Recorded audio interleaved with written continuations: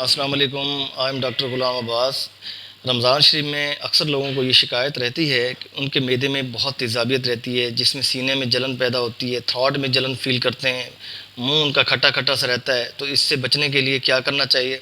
सबसे पहले जब आप सहरी करें तो सबसे ये ख़्याल रखें कि आप दही का इस्तेमाल करें, लस्सी का इस्तेमाल करें और दूध का इस्तेमाल करें। अगर आपको चपाती लेनी है तो आप गोश्त से अवॉइड कीजिए, स्पाइसी फूड से अवॉइड कीजिए, फ्राइड फूड से अवॉइड कीजिए, सब्ज़ी का इस्तेमाल करें। सब्ज़ियाँ अल्कलाइन होती हैं in nature, these are alkaline in nature, और ये मैदे के अंदर जो तेज़ाबियत है, एसिड है, उसको न्यूट्रलाइज़ करती हैं।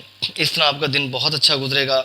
और पानी का ज़्यादा से ज़्यादा इस्तेमाल करें। पानी एज ए बफरिंग एजेंट काम करता है, तेज़ाबियत को कम करता है स्टमक के अंदर। शाम में आपने क्या करना है, वाटरमेलन और एप्पल का ज़्यादा इस्तेमाल करना है आपने, केले का साथ इस्तेमाल कर लें। और उसके साथ साथ आपने क्या करना है, थोड़ा दूध का एक गिलास ले लीजिए। और उसके बाद आपने क्या करना है, आपने ज़्यादा हैवी मील नहीं लेना, नमाज़ पढ़नी है, नमाज़ पढ़ने के बाद फिर आके आपने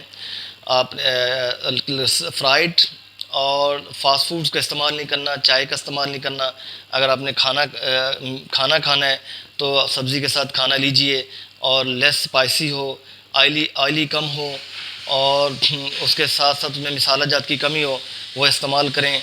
और इंशाल्लाह आपको मैदे में जलन नहीं होगी और ये शिकायत नहीं होगी। आपका रमज़ान शरीफ बहुत अच्छा गुजरेगा। इजाज़त दीजिए, इंशाल्लाह फिर एक नई वीडियो के साथ आप लोगों के साथ मुलाकात होगी।